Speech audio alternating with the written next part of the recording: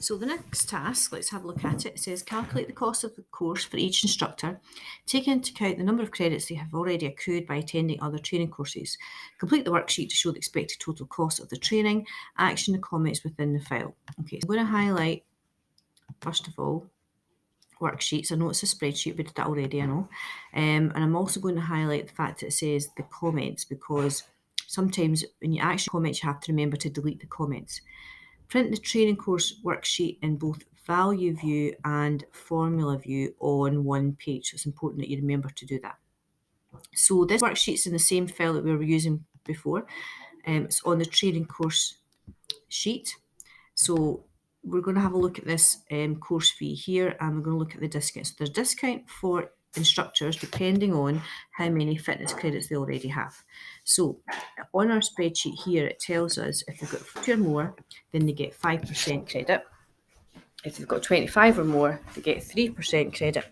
And if they have 15 or more, they get 2% credit. Now, the last one there, it says at least 15 credits. So if you've got less than 15 credits, what is your discount going to be? It doesn't tell you, but you're expected to understand that the discount would be 0%. So we've got 4 different options. Now, most of the time you would think, okay, I'll use a lookup for that. But in this case, the data doesn't match. So if I was doing a lookup for the value of 15, it wouldn't find a match here because there's text in these cells. So that means I need to use an if and more than one if. Okay, so let's get started.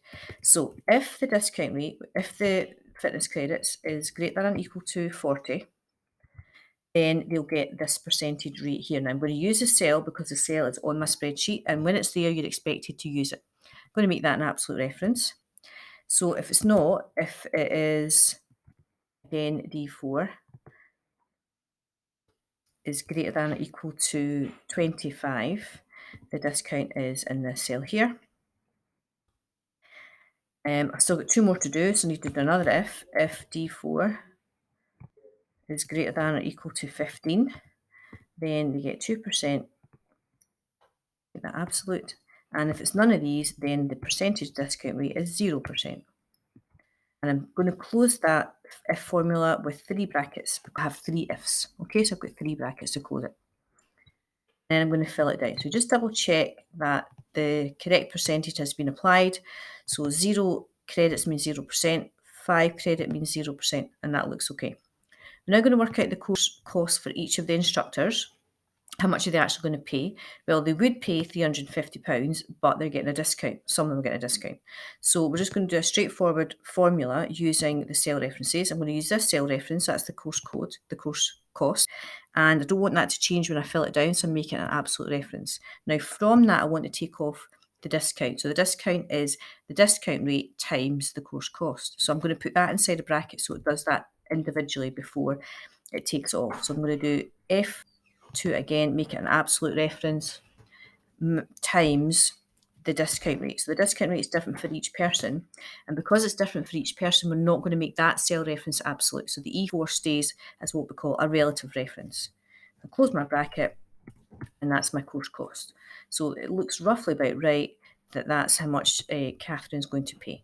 So I'm going to fill it down for the rest of my instructors, and my final formula is doing a simple sum just to add up the total of the course costs that they'll all pay. Okay, so I'm ready to print this now. I need to be careful because I don't want to display this area here of my spreadsheet. So I'm going to highlight the area I want to print only. So when I go to File, Print, I want to change it from Print Active Sheets to Print Selection. So I'm not printing the little table at the bottom. Okay, and that looks like it's going to fit on one page, so that's fine, and you would put information in the headers and footers appropriately. When you're printing the formula, so we're going to show the formula first of all. Now, if you notice, I can't see my full formula here in my discount rate. So I must make sure that I fit that in, because if I don't, you will not get the marks for the if formula if you can't see, if the marker can't see the full formula. So you need to make sure that you can see the full formula in there. Now you can print that. Oh, it's not printed. I need to select what I want to print first of all, beg your pardon. So I'm going to highlight this area. I'm going to print it. It's still got the print selection here available.